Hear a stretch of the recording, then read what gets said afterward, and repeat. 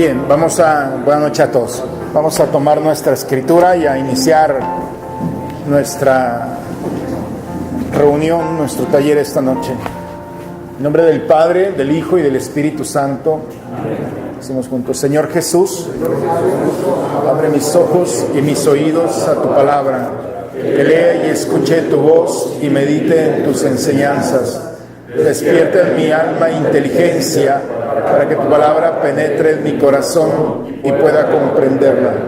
Dame entendimiento para que tus palabras sean luz que me guíen hacia ti. Háblame, Señor, te escucho y deseo tu enseñanza.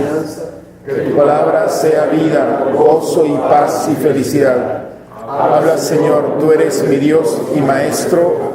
Amén.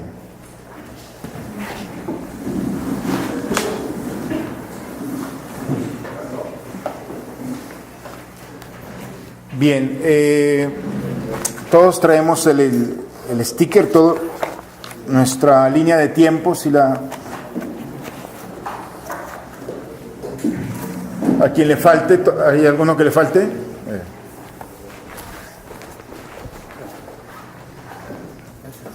Muy bien.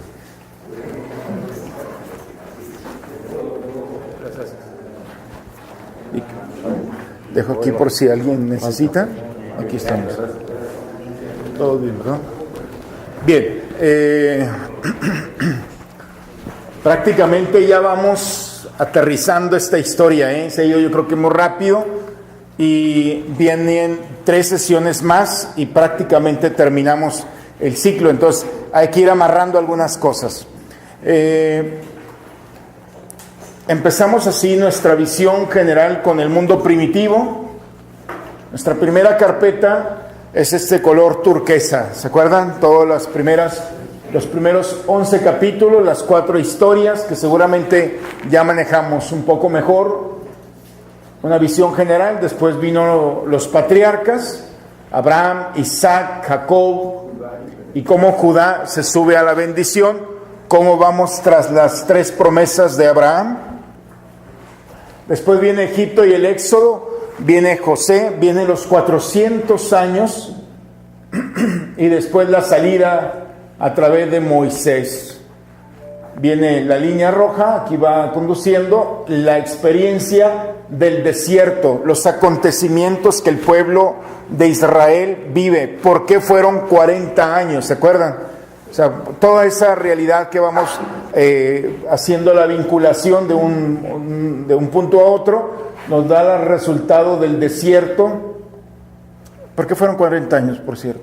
Porque 40 días los espías y lo multiplicó. La duda, ¿no? ¿Se acuerdan? La desconfianza. O sea, todo esto, el juego de la escritura, el juego es no entre el bien y el mal. El juego es entre la confianza y la desconfianza. Prácticamente es el punto que viene guiando la línea de la escritura. Todo es confía, no confías. Después viene la conquista y los jueces. Hemos pasado más o menos la experiencia de Sansón, cómo al final de la vida queda Sansón, cómo es el pueblo de Israel que queda ciego, queda esclavizado, queda sostenido solamente sin el misterio que lo reservaba.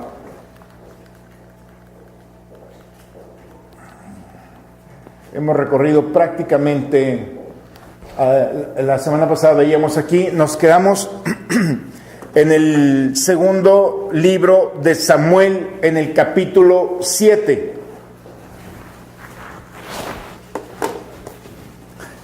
El rey David se había trasladado a su casa y Yahvé había limpiado de enemigos todos los alrededores, capítulo 7.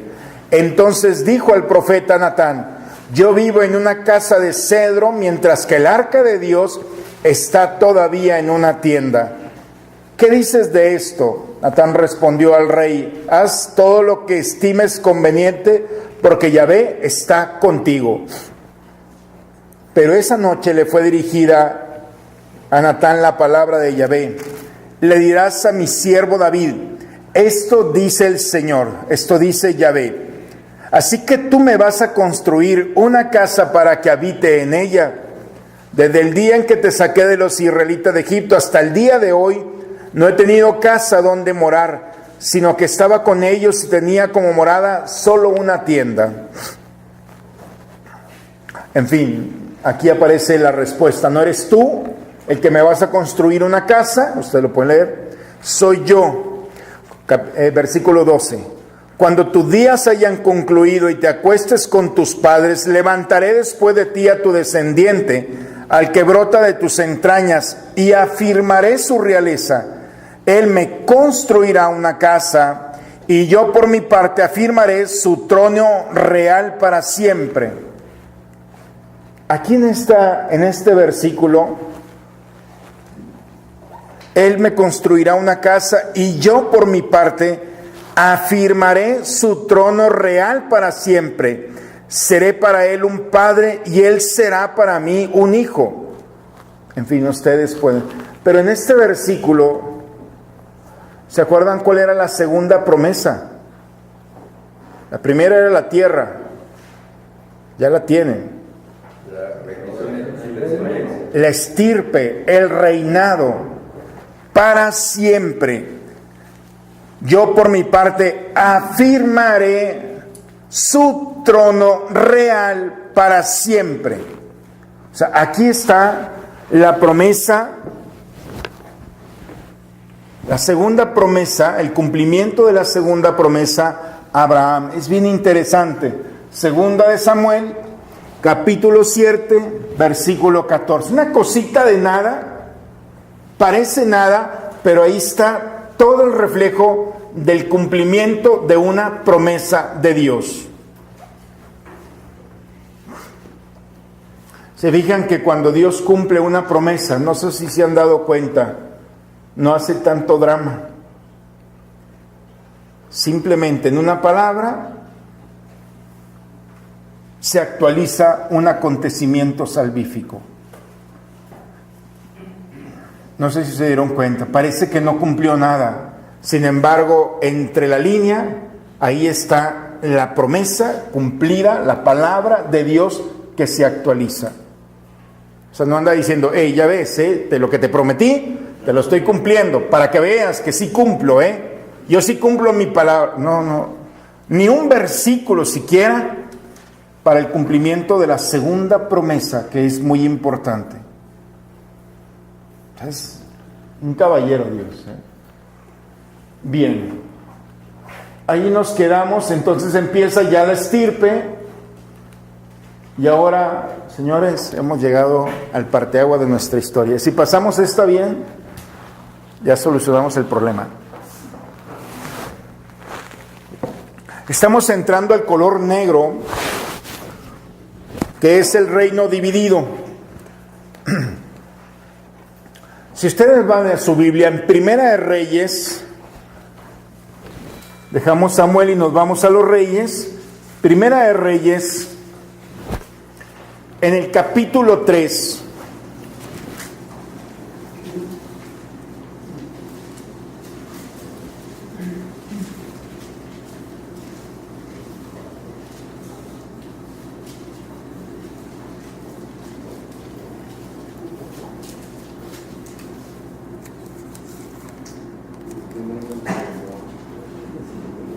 Bueno, perdón, antes de pasar al 3, nos vamos al capítulo primero de Primera de Reyes, en el versículo 28.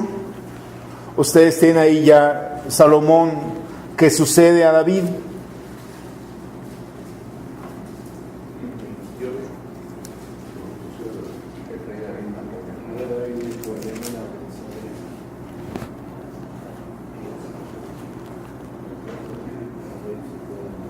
Prácticamente estamos viendo ya el paso hacia el tercer rey de Israel. El primero fue Saúl, el segundo fue David y el tercero Salomón.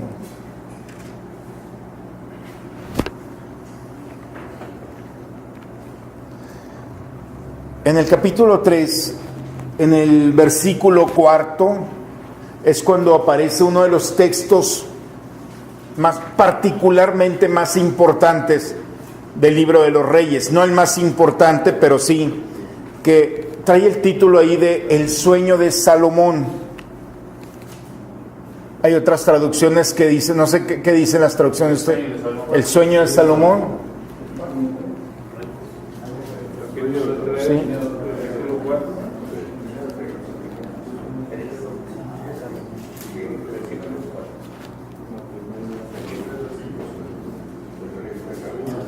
Dios le dice en un sueño, pídeme lo que quieras. Y entonces Salomón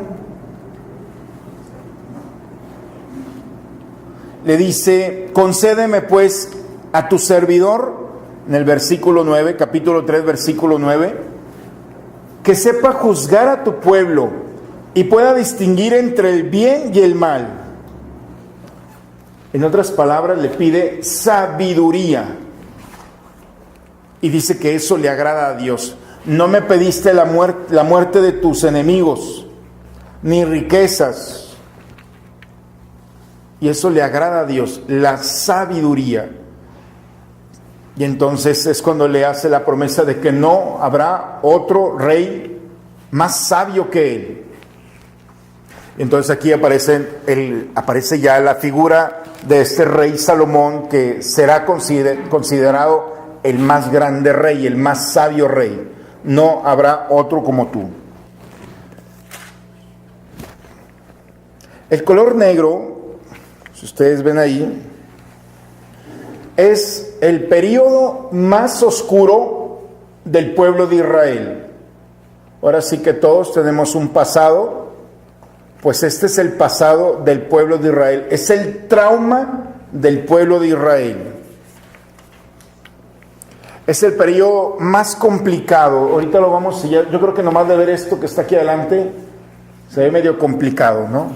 Faltó pantalla para poner, sí, exactamente. Este periodo es muy amplio, entonces lo vamos a pasar un supravuelo, es decir, no vamos a profundizar, esperemos en otro momento. Me doy por satisfecho con que sigamos la línea del tiempo que llevamos y no nos vayamos a correr el riesgo de perdernos.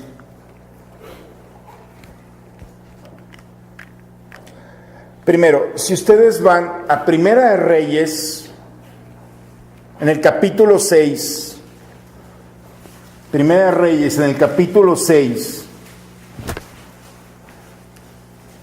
al final ya del capítulo 6, en el versículo 37,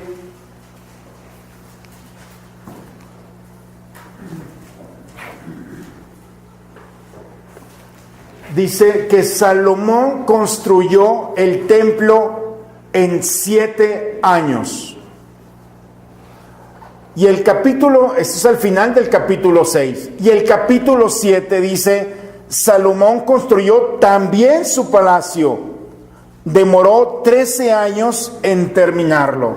7 años para el templo, 13 años para el palacio. ¿Qué piensan de esto?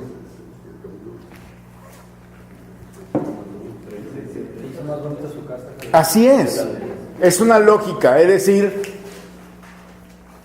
invirtió más tiempo y por lo tanto más medios en construir su palacio que el mismo templo.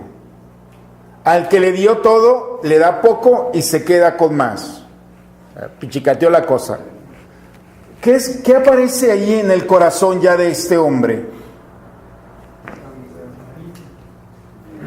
Se está perdiendo, Entonces aquí empezamos a ver a un hombre que poco a poco empieza a dejar a Dios y empieza a tomar el papel de Dios. Ese es el problema. Y entonces no se complica tanto, empieza a tener un Dios, pero lo va haciendo a su medida, que no sea una amenaza. Pero Él es el que va tomando las decisiones. Él es el sabio, las cosas salen bien, no necesito a Dios.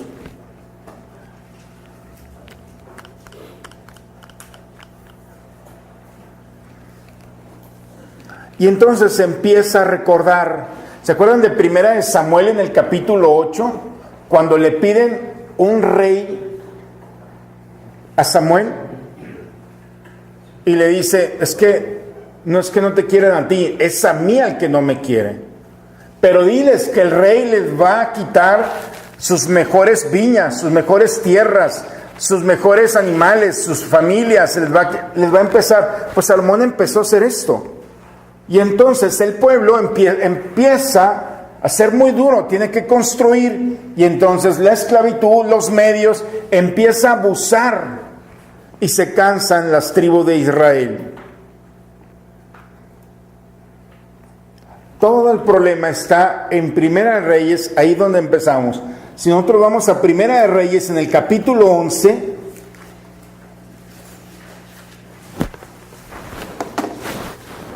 dice, el rey Salomón amó a muchas mujeres extranjeras, tuvo 700 mujeres que eran princesas y 300 concubinas, además de la hija del faraón.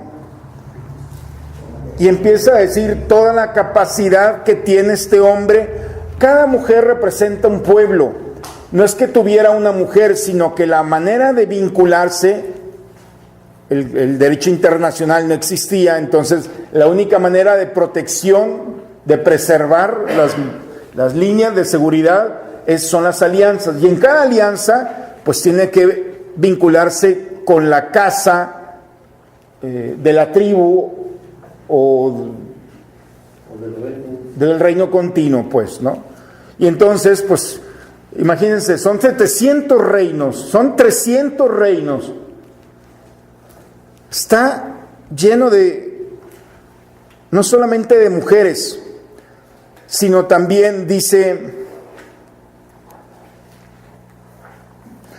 que cuando Salomón fue de edad, versículo 4, sus mujeres arrastraron su corazón tras otros dioses. El problema es que cada mujer representa una cultura y cada cultura tiene sus propias divinidades.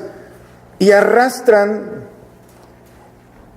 y aquí está el problema, arrastraron su corazón tras otros dioses. Ya no fue totalmente de Yahvé, Dios, como lo había sido el de su padre David. El problema aquí de Salomón es que su corazón ya no era totalmente de Dios. Hizo lo que no gustaba a Yahvé. Construyó cerros. Ustedes pueden leer ahí cómo empieza a hacer cosas.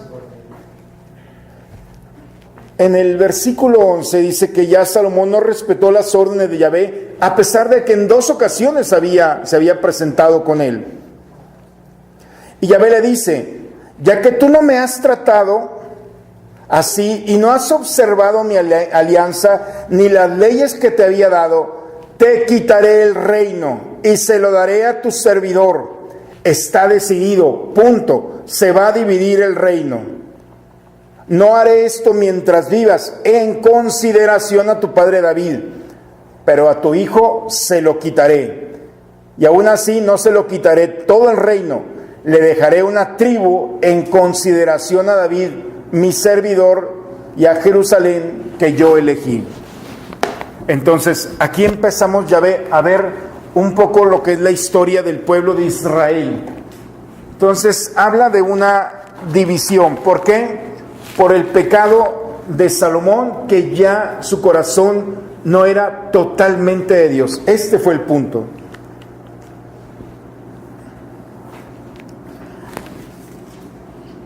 En el capítulo 12,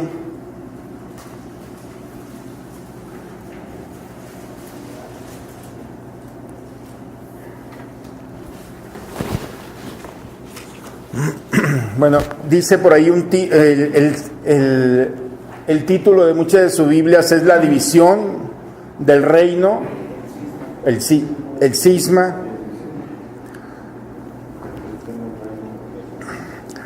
En el capítulo 11 nos regresamos un poquito en el versículo 29 para estar en el contexto. Dice que un día en que Jeroboam, ahí hay que poner atención en este personaje, había salido de Jerusalén el profeta Ahías, aquí aparece este profeta, de Silo, lo encontró. El profeta iba vestido con un manto nuevo y estaban los dos en el campo.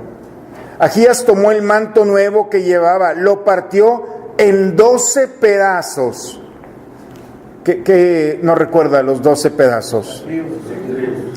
Dijo a Jeroboam: toma para ti 10 pedazos.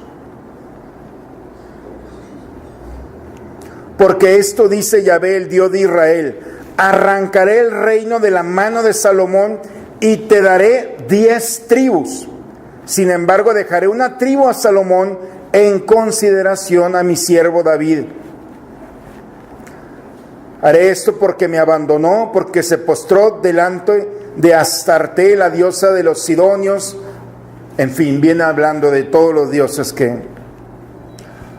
Cuando Salomón se da cuenta de que Jeroboam ha sido elegido para tomar las 10 tribus, es decir, lo persigue.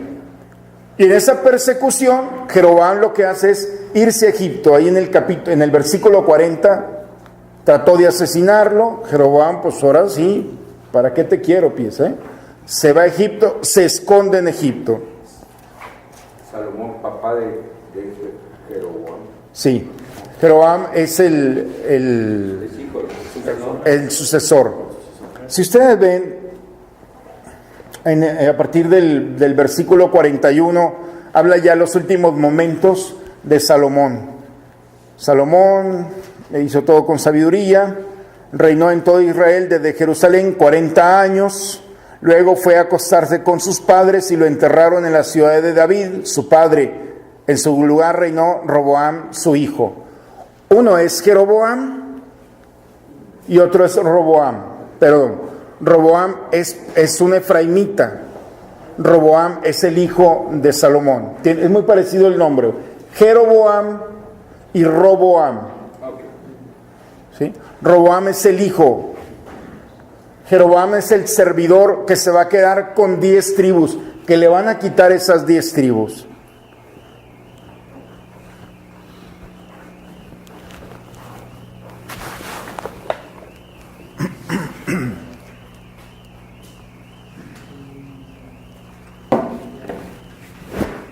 Bien, en el capítulo 12, aquí vamos a encontrar estos dos personajes. Por una parte Roboam y por otra parte Jeroboam.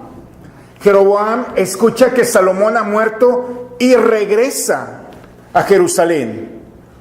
Roboam está a punto de tomar el poder, las tribus. Y entonces, en el capítulo 12, en el versículo 3, dice que Jeroboam y la comunidad de Israel fueron a ver al hijo de Salomón, Roboam, y le dicen: tu padre nos impuso un duro yugo. Samuel, ¿se acuerdan? 8.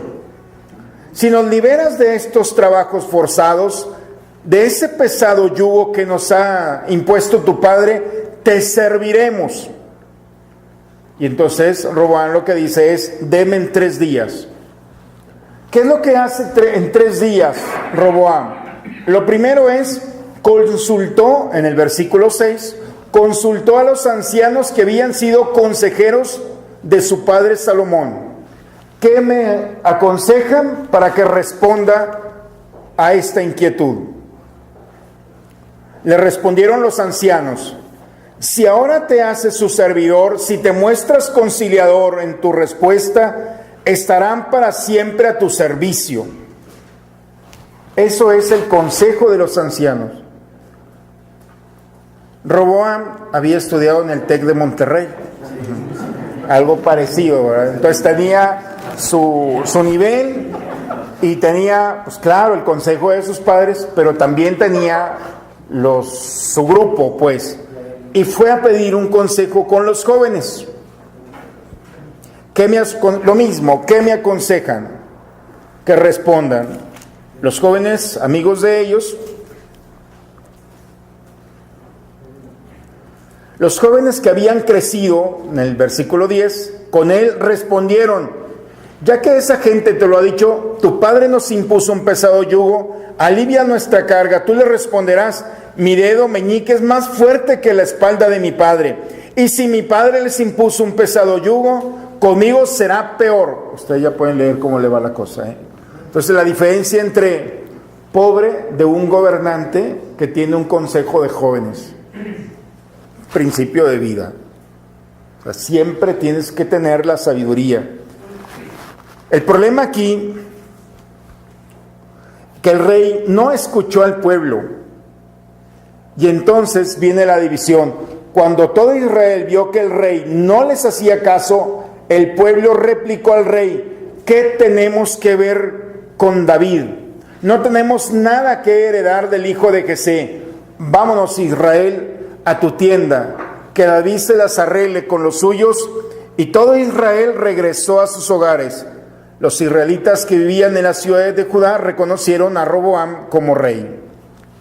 Ustedes pueden leer ahí. Entonces, aquí se hace la división. Por una parte, 10 tribus al norte y 2 tribus en sur. Benjamín y Judá. Judá, que se queda con el monte Moria, donde está construido el templo de Israel. El monte Moria, o Moriah, como se le conoce, es donde se le hizo la promesa a Abraham. Por eso es el monte... ¿Perdón? Sí, el monte donde Dios provee, el monte de la promesa. ¿Vamos bien hasta aquí?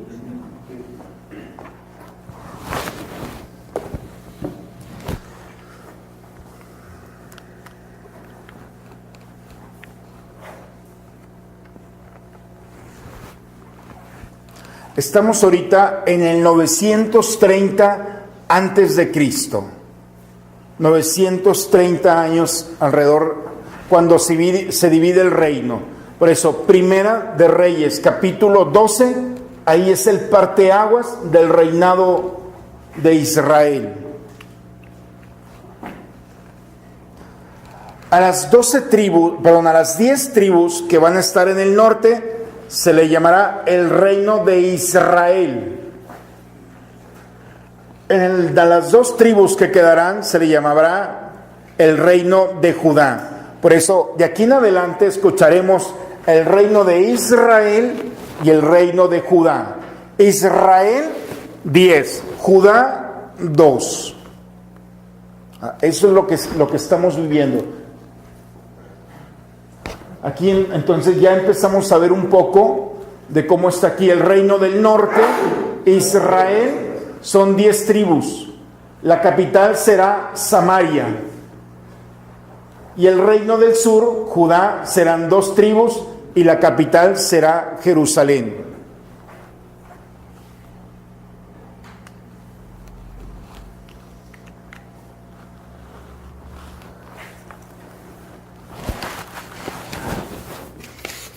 Les entregué, todos tienen esta, ¿verdad? En un momento lo vamos a ver. Ahora sí, vamos a entender el lenguaje de los profetas. No los vamos a ver los profetas, pero ustedes tienen allí en la primera hoja que les he dado, profetas de los reinos del norte y del sur.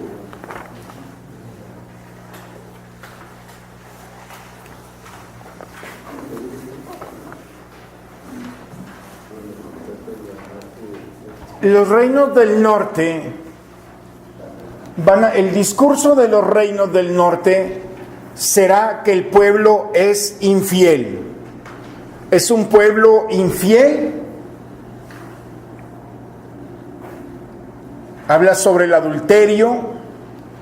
El lenguaje de los profetas es: tenemos que volver al verdadero Dios que nos sacó de Egipto. Ese es el discurso. Va a ser muy fácil distinguir quiénes son los del norte y los del sur. Es la conversión. No solamente hay que volver, sino podemos tener a Dios, pero no convertirnos. Los del sur tienen el monte de Israel, el monte de Jerusalén, el monte Moria. Tienen el templo de Israel. tienen la experiencia de un Dios allí, pero su corazón es duro y no se convierte. Entonces el lenguaje es, tenemos que regresar a los del norte. Por aquí quedó el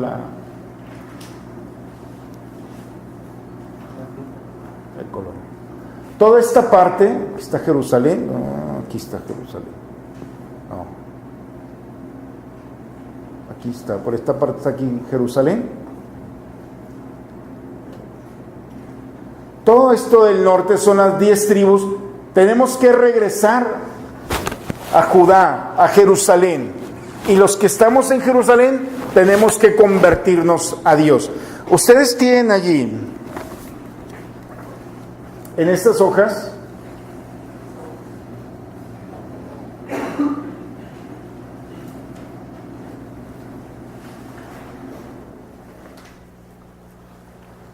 eso es lo que hemos venido ahorita hablando. Jeroboam se queda como rey, es de la tribu de Efraín, y el de Judá, que es el hijo de Salomón, que es Roboam. En el norte nada más son 10 tribus, ¿no? Sí, 10 tribus. Así. Bien. 10 tribus. Muy bien. Un punto más para el examen. Muy bien. Los profetas del sur, Isaías, dentro de los más importantes, Isaías, Jeremías, Miqueas, Habacuc.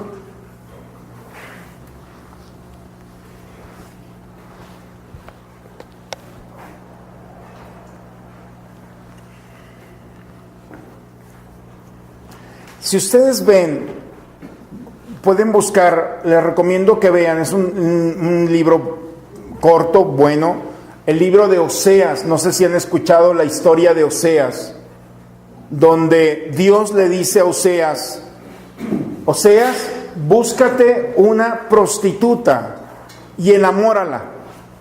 Entonces Oseas no entiende y va y busca a una mujer, a una prostituta, la enamora y se la lleva a su casa, le da todo, y esta mujer, que ya él se enamora de esta mujer, y el problema es que esta mujer se va, lo deja, y entonces Dios le dice, ve a buscarla, y empieza otra vez a buscarla, se la lleva a su casa, la lastiman, se la encuentra lastimada la mujer en todos los sentidos, la ama, la cuida, la sana, es proveedor, y esta mujer vuelve a salirse, y entonces va teniendo a cada uno de los hijos, los va llamando de acuerdo a una connotación, lo vemos, y así 3 veces, hasta que está desesperado, y o sea, dice, es que ¿cómo puede ser posible? Si esta mujer, cada vez que se va, la maltratan, la lastiman, ¿cómo puede ser posible que no entienda el amor? ¿Cómo puede ser posible que le estoy cuidando y no valore eso? ¿Cómo puede interpretar la historia de Oseas en el proyecto de Dios? Israel. Es decir, Oseas se va hacia el norte del sur y se va a predicar al norte. ¿Cómo puede ser posible que este Dios, que está enamorando a su pueblo, y este pueblo siempre se va tras los dioses y queda lastimado? La misma historia de Oseas es la misma historia de un pueblo que no entiende el amor de Dios y se resiste, y el problema de esa resistencia es que siempre sale lastimado. Así es la historia. No sé qué piensan ustedes, pero creo que se repite, ¿eh? O sea, no, tú Dios, tú quédate aquí, yo me las arreglo solos.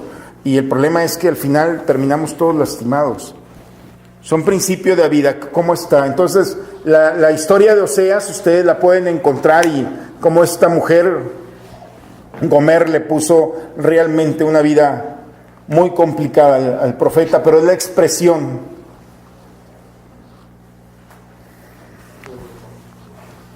Aquí tenemos el reino del norte.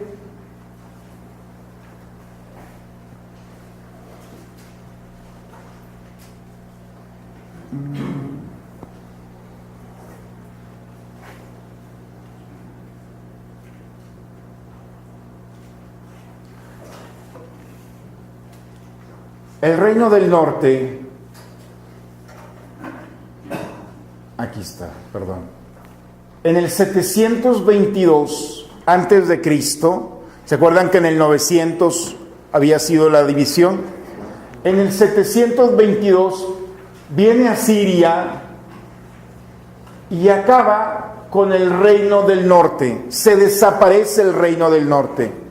Asiria llega con todo su poder y acaba con todo esto. Aquí ustedes pueden ver toda esta historia. Aquí vemos los profetas que van anunciando. Son libros complementarios a Segunda de Crónicas, a Primera de Reyes, Segunda de Reyes. Toda esta historia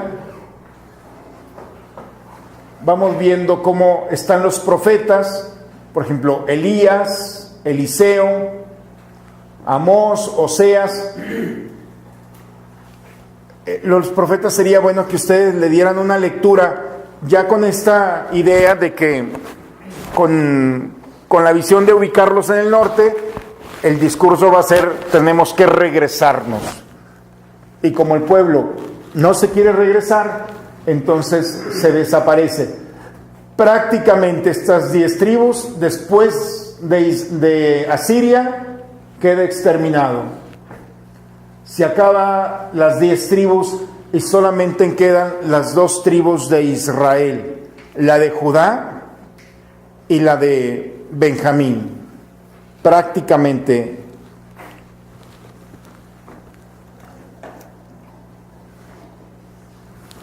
¿Se acuerdan cuál había la capital esta de Samaria? Asiria tenía una forma de dominio, una forma de conquista particularmente muy agresiva, no tanto como la romana y otras, pero los asirios lo que hacían es dividían a los pueblos que conquistaban en 3. A unos los asesinaban, a otros, los más pobres, los dejaban trabajando, y a una porción los exiliaban. Y entonces lograban traer de 5 pueblos diferentes a esa región, a tal grado que la pequeña población que quedaba con 5 pueblos de diferentes culturas, lo que hacían era un sincretismo, una pérdida de identidad. Ya no sabían quiénes eran. Con el tiempo se iba perdiendo las raíces de esos pueblos. Así es que los samaritanos, en ese sentido, era un pueblo contaminado que no tenía una raíz. Algo de judíos les quedaba porque eran de las tribus, pero estaban contaminados. ¿Se acuerdan en el capítulo 4 del libro del Evangelio de San Juan? Bueno, ¿se acuerdan? Como que ahí está la Biblia, si no se acuerdan, ¿eh? Pero en el capítulo 4 hay un texto muy interesante. Si quieren checarlo allí para hacer la relación. Acuérdense en qué año estamos. 722 antes de Cristo. ¿Capítulo qué? 4. Estamos empezando el Evangelio de San Juan, la Samaritana. Entonces, ¿se fijan que es aquí? Ese pueblo contaminado que está allí. ¿Cómo es que un judío? ¿Cómo? Es cuando la samaritana le dice: ¿cómo es que un judío me pide? Exactamente. La historia es que Jesús va hacia Jerusalén y entonces llega a Samaria, esa región, y se encuentra con una samaritana a mediodía, a media tarde. Ahí podemos entrar en un discurso de por qué a media tarde todo esto. Pero aquí lo importante en el discurso, Jesús le hace una pregunta: ¿dónde está tu marido? La respuesta de la samaritana, ¿cuál fue? No tengo marido. Y Jesús le dice: muy bien, has contestado bien, porque has tenido 5 y con el que estás no es tu marido. Jesús no está haciendo referencia a que esta mujer, porque hubiera sido una imprudencia que Jesús hubiera entrado en la vida para esa. Lo que le está diciendo al pueblo samaritano es: has tenido 5 dioses, 5 culturas, te has contaminado buscando un marido, buscando amor, y no lo has encontrado, y con el que estás ahora no es. ¿Se fijan cómo es el discurso? O sea, le está hablando al pueblo de Israel, al pueblo samaritano, para recuperarlo nuevamente y sacarlo de esa contaminación que tiene, para llevarlo al verdadero Dios, al Dios verdadero. Si ustedes ven el discurso, ahora desde esta óptica podemos entender. Porque ella dice, ¿dónde se venera al Dios verdadero? ¿Dónde se adora? ¿Aquí o allá? Y entonces Cristo se pone como el verdadero Dios, donde viene a recuperar. La mujer se levanta y se va a gritarle al pueblo que un profeta le ha dicho todo lo que había hecho. Todo el mundo sabía, era un pueblito de este tamaño. O sea, eso de los 5 maridos, todo el mundo lo sabía, o sea, no es tan complicado.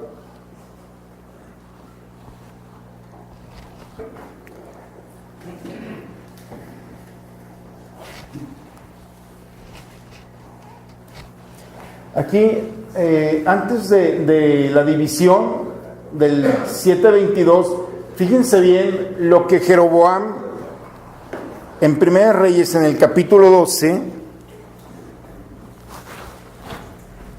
a partir del 26, tiene una preocupación Jeroboam. Estamos todavía existe el reino del norte. Jeroboam pensó, el reino podría muy bien volver a la casa de David. Sabe perfectamente que el corazón de su pueblo puede regresar a Jerusalén. Si este pueblo sigue subiendo a Jerusalén para ofrecer sacrificios en la casa de Yahvé, el corazón del pueblo se volverá de nuevo hacia Roboam, el rey de Judá, su señor, y me matarán. O sea, él sabe perfectamente que no es el verdadero rey. Tiene conciencia de esto. Y entonces, un hombre que vive en la mentira es muy peligroso, porque va a buscar toda la estrategia. Después de haber pedido consejo al rey Jeroboam, mandó hacer 2 terneros de oro y dijo al pueblo, no suban más a Jerusalén, ya basta, Israel. Aquí está tu Dios que te sacó de la tierra de Egipto. Colocó uno de los terneros en Betel y el otro en Dan. Uno en la frontera con Judá y otro en la frontera norte. Puso 2 grandes templos. De allí partió, dice el versículo 30, de allí partió el pecado de Israel. Por una parte Betel y por otra parte Dan. Prácticamente los encapsuló. A tal grado que el pueblo de Israel, los del norte, ya dejaron de ir a Jerusalén.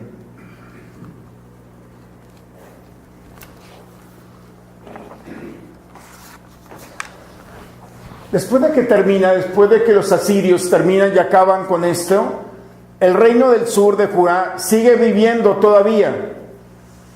Será alrededor de el 722, es cuando se acaba el imperio de Asiria, y después viene Babilonia. El pueblo de Judá, los del sur, siguen viviendo sin Dios. Los profetas van a tomar un discurso, hay que volver el corazón a Dios. No se le hace caso, y entonces aparece el imperio babilónico. Hemos escuchado hablar de Nabucodonosor, que es el de los reyes más terribles del Antiguo Testamento, y sobre todo la mala fama en la Escritura, porque fue el que viene a poner el punto final, el trauma más grande de Judá. Llega, domina y empieza hace 3 deportaciones, en el 605, en el 597 y en el 587. Aquí aparecen, si ustedes ven, por ejemplo, el libro de Daniel. Si por favor busquen el libro de Daniel ahí en su escritura.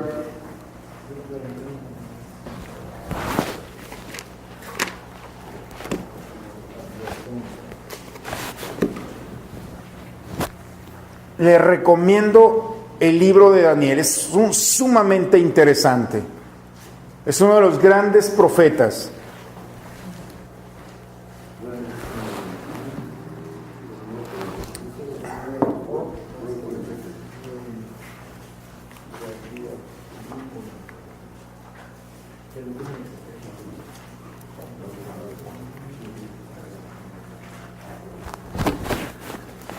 Fíjense, Daniel,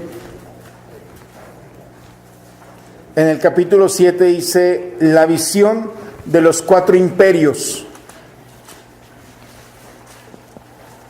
Dice que Daniel tomó la palabra en el versículo 2. Tuve una visión durante la noche, 4 vientos del cielo sacudían el mar y 4 animales enormes salían del mar. Los 4 eran diferentes. El primero se parecía a un león con alas de águila. Mientras lo estaba mirando, le arrancaron sus alas. Fue levantado de la tierra y se paró sobre sus patas como un hombre. Le fue dado un corazón de hombre.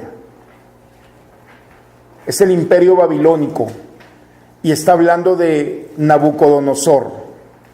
Cómo Nabucodonosor paseó, después de que estaba en el más alto grado de la conquista, se pone delante de Dios y decir: esto yo lo he conquistado, esto es lo que yo he hecho. Y en ese momento cae en demencia y queda 7 años comiendo como un animal salvaje. Su cabello, sus uñas, 7 años. Ahorita le doy el texto de la cita de esto. El segundo se parecía a un oso. Estaba echado de lado y tenía entre sus dientes 3 costillas.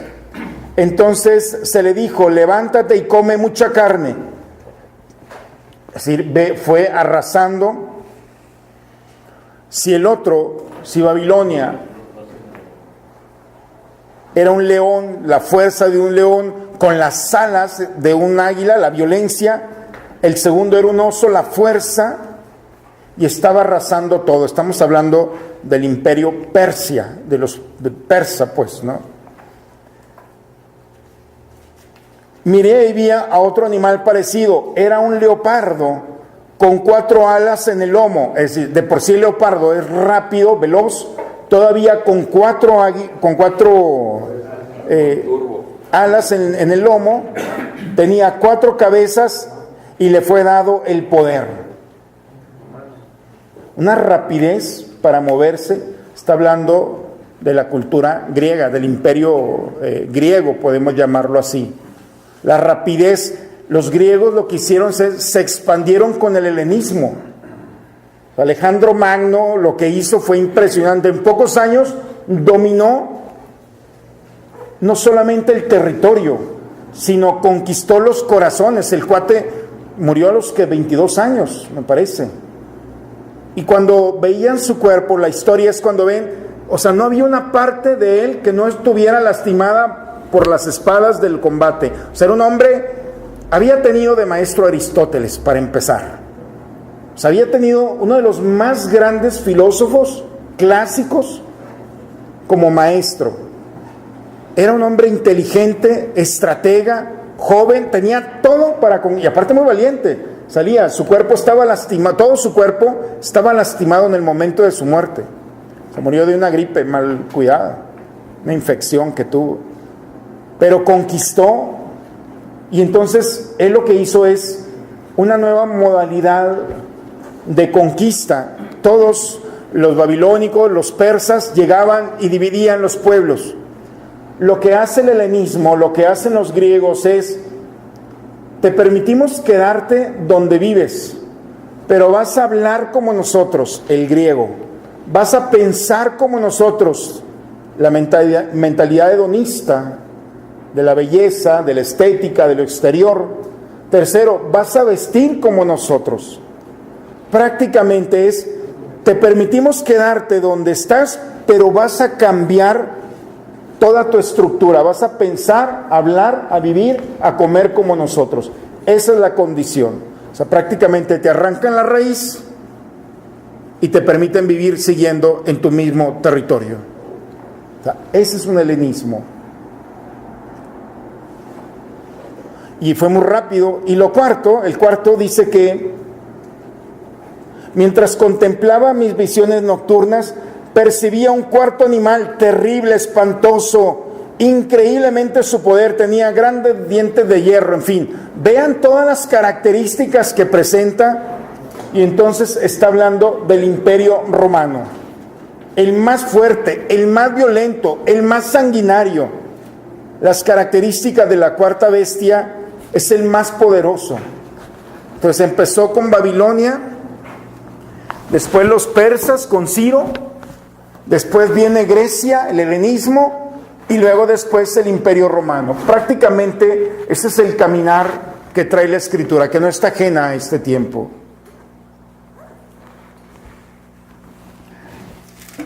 Y finalmente, mientras seguía contemplando estas visiones, vi algo como un hijo de hombre. Aparece ahí en el versículo 13.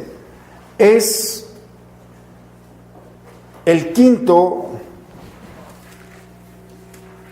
imperio, podemos llamarlo así, el más poderoso. No habla de una bestia, habla de un imperio. El Hijo del Hombre. No habla de violencia, habla de sabiduría. Entonces estamos viendo que el quinto imperio viene siendo el reino de Dios. Esa es la interpretación, la visión de Daniel. Ustedes lo pueden leer allí como lo va presentando. Se le dio poder, la gloria, la realeza, y todos los pueblos, naciones y lenguas lo sirvieron. Su poder es el poder eterno que nunca pasará. Su reino no será destruido. Yo estaré con ustedes todos los días hasta el fin del mundo. Los poderes del infierno no prevalecerán sobre. Prácticamente estamos hablando del quinto imperio que nace de la encarnación. O sea, es el reino de Dios.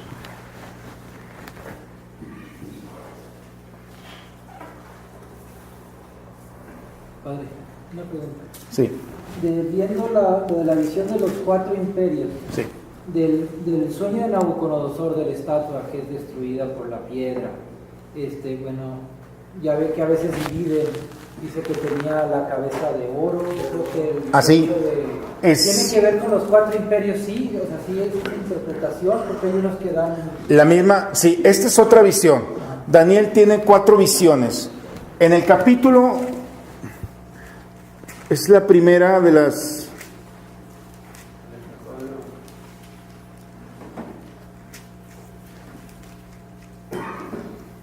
En el capítulo 2, el sueño de Nabucodonosor es el primero que habla.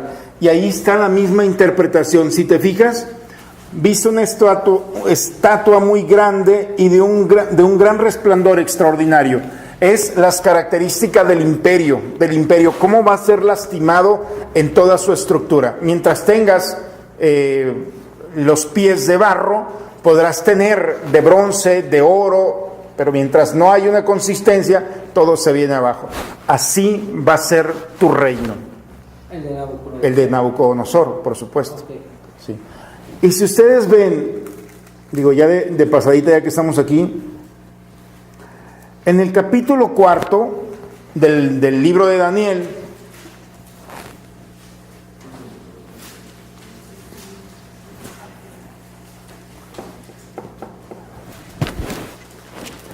dice, ustedes ahí lo pueden ver, el sueño que tuvo Nabucodonosor, y cómo en el versículo 21 Daniel se lo interpreta. Esto es lo que significa, oh rey. Es una decisión del Altísimo con respecto a mi Señor el Rey. Te expulsarán de entre los hombres y vivirás con los animales salvajes. Comerás pasto como el buey y te mojará el rocío del cielo. Pasarán 7 años sobre ti hasta que reconozcas que el Altísimo es dueño de las realezas humanas y da el poder a quien quiere. ¿Queda claro? 7 años hasta que no me reconozcas. Se va a prolongar todo este tiempo simplemente porque no me reconoce. Dice el versículo, me paso el versículo 25, dice: el rey Nabucodonosor le ocurrió todo esto. 12 meses después, mientras se paseaba por la terraza del Palacio Real de Babilonia, el rey comentaba: ¿no es esta la gran Babilonia que construí con mi poder y mi fuerza, la que he convertido en mi residencia real y que será la gloria de mi reino?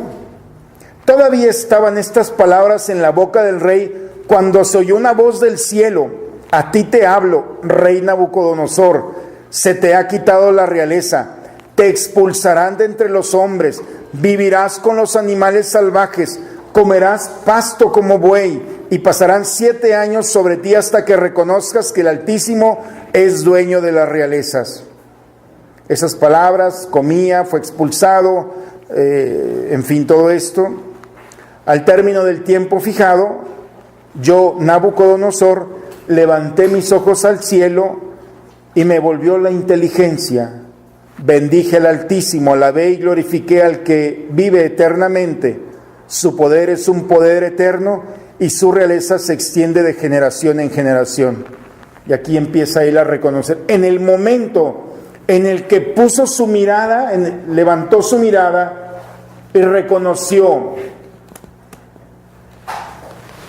la gloria de Yahvé, en ese momento no solamente se levantó la mirada, se levantó él, dejó de vivir como un animal.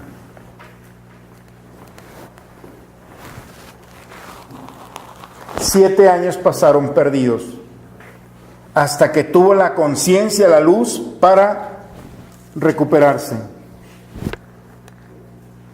A veces nos puede pasar lo mismo, andamos tan perdidos hasta que no levantas la mirada. En ese mismo momento te das cuenta que no eres tú. Él se presentó delante de Dios: esta es la Babilonia, esta es mi conquista, de estos van a hablar. Los jardines colgantes de Babilonia, imagínense todo lo que ha hecho. Ese es el mismo rey. En ese mismo momento pierde todo. Cuando crees y has tomado el poder que le corresponde a Dios. Digo, con tanta sencillez que es tener todo, lo único es decir: Señor, tú eres el rey de esto, punto. O sea, no es tan complicado, no te lo va a pedir aparte, no lo necesita. O sea, pero el problema del ser humano sigue siendo el mismo problema de Nabucodonosor.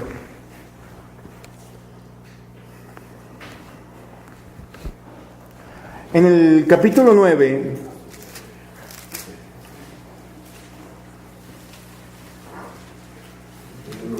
habla sobre los 70 años, y son 70 años que el pueblo estará en el exilio, en Babilonia. Estará cautivo 70 años.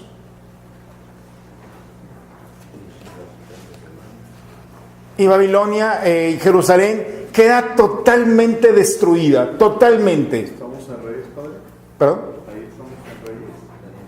Daniel. Sí, Daniel. Pero volvemos otra vez a Reyes, perdón, sí. Sí, Daniel, que también es, aquí está Daniel, es de este tiempo. Daniel tiene la profecía de que serán 70 años. Y justamente 70 años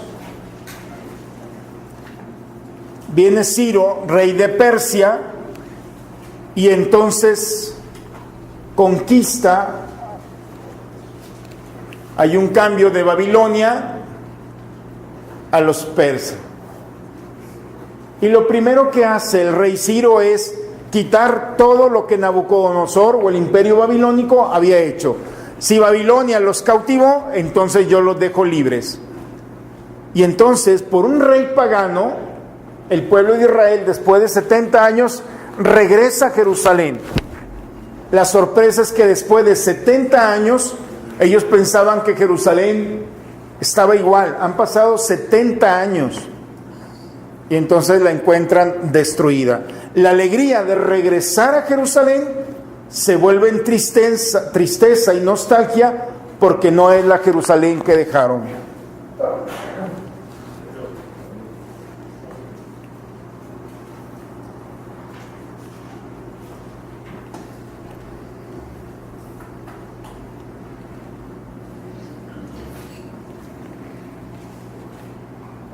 ¿Hay alguna explicación explicación por qué ese rey Ciro financió la construcción del templo, por qué tenía tanto feo como... No, era un rey pagano. Pero hay algo que en unos edictos que se mostró. Fíjate que ahora sí que donde menos esperas la ayuda es donde te llega. Él no quería, o sea, no le importaba el pueblo de Israel. Lo único que quería borrar era la memoria de Babilonia. Y entonces, por darle en la torre aquel, el imperio, todo lo que hizo es quita todo esto y siempre sale un beneficiado. Y el pueblo de Israel regresa. No es que él haya dicho, pueblo, usted, no, simplemente es por quitar, por borrar la memoria y las decisiones del imperio anterior. Dios se valió de un pagano para regresar a su pueblo, a Israel.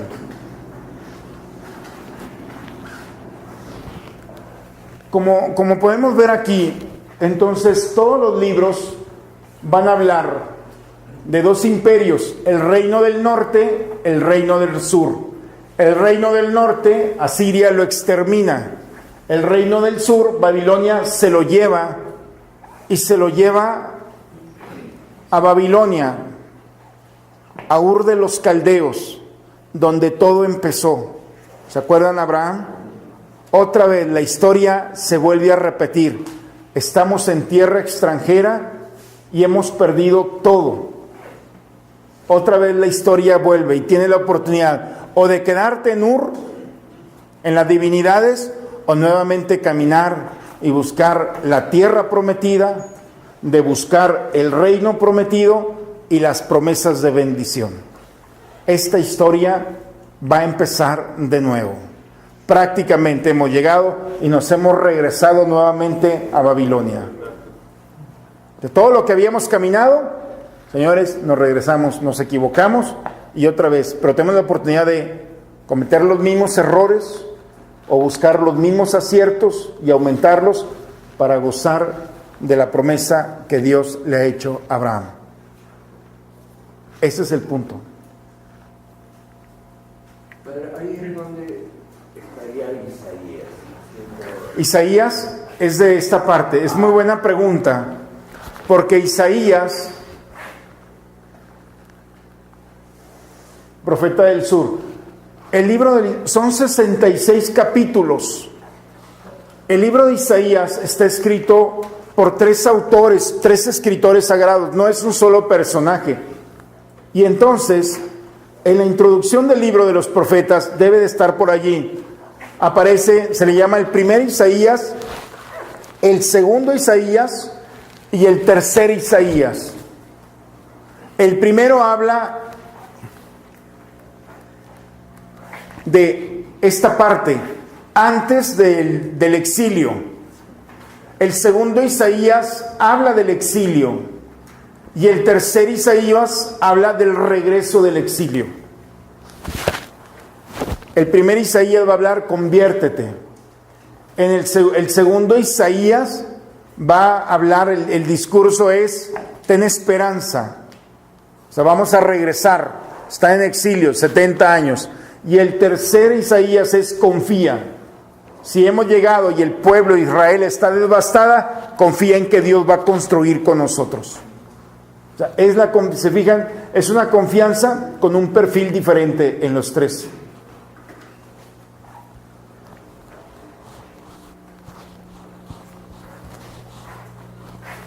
Todo dura el día hoy, ¿verdad?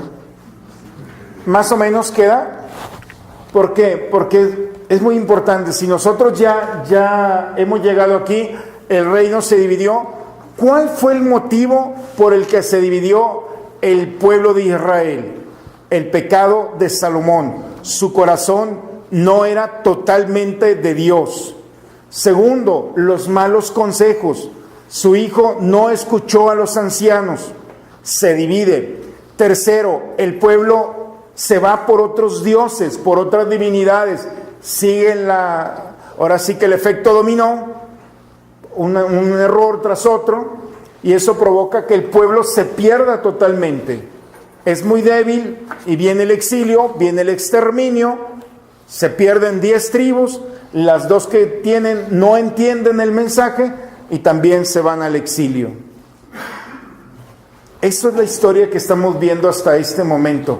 Prácticamente aquí hemos perdido ya la línea, se fijan, es muy tenue aquí. Aquí vemos la línea se sigue cumpliendo, pero es muy tenue, parece que se pierde sobre la promesa de Génesis 3:15, la línea donde vendrá aquel que le pisará la cabeza a la serpiente.